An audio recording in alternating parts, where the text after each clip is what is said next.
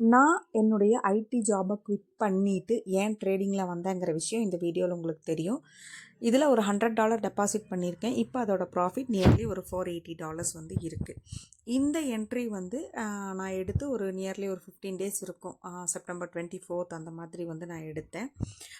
ஏன் அப்படின்னா எனக்கு 15 டேஸ் கொஞ்சம் வெளியில் போகிற வேலைகளெல்லாம் இருந்துச்சு. ஸோ அதனால் என்னால் இன்ட்ராடே ட்ரேட் பண்ண முடியாதுன்னு சொல்லி ஜஸ்ட் ஒரு $100 அக்கௌண்ட்டில் வந்து நம்ம ட்ரேடே பண்ணாமல் இருக்க வேண்டாம், ஒரு 15 டேஸ் ஒரு லாங் ட்ரேட் எடுப்போம் அப்படின்னு சொல்லி கோல்டில் நான் வந்து 1 hour ப்ளஸ் ஒரு 4 hours உடைய டைம் ஃப்ரேம் பேஸ் பண்ணி வந்து ஒரு பை என்ட்ரி எடுத்திருந்தேன். ஏன் பை எடுத்தேன் அப்படின்னா, இந்த ஜோன் பாருங்கள், இது வந்து ஒரு கன்சால்டேஷன் ஜோன் 4 ஹவர்ஸில். ஸோ அந்த ஜோனில் வந்து நமக்கு செல்லர்ஸ் வந்து கம்மி ஆகிட்டாங்க. ஸோ அந்த ஒரு ஸ்ட்ராட்டஜி வச்சு தான் நான் எடுத்தேன்.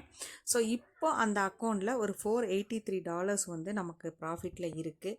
ஸோ நியர்லி பார்த்தீங்கன்னா $483 இட்ஸ் நியர்லி 42,860 rupees. ஸோ நான் ஒரு மாதம் ஃபுல்லாக வேலைக்கு போய் 9 to 5 போய் ஏர்ன் பண்ணுற ஒரு ஏர்னிங்ஸை நான் வந்து ஒரு 15 டேஸில் வந்து ஏர்ன் பண்ணேன், என்னுடைய பர்சனல் ஒர்க் எல்லாமே பார்த்துட்டு. ஸோ உங்களுக்கு இந்த மாதிரி ரொம்ப சிம்பிளான ஸ்ட்ராட்டஜிஸ் வச்சு ட்ரேட் பண்ணணும்னு நினச்சிங்கன்னா எனக்கு கமெண்ட் பண்ணுங்கள். ட்ரேடிங் வந்து ரொம்ப ஈஸி, நம்ம எவ்வளோ கரெக்டாக ஃபாலோ பண்ணுறோம் அப்படிங்கிற ஒரு விஷயத்தில் மட்டும்தான் இது இருக்குது. நம்மளுடைய எஸ்எல்லும் ப்ளஸ் வந்து நம்மளுடைய லாட்ஸும் கரெக்டாக யூஸ் பண்ணுற வரை நம்ம ட்ரேடிங்கில் எப்போ சேஃபாக இருப்போம்.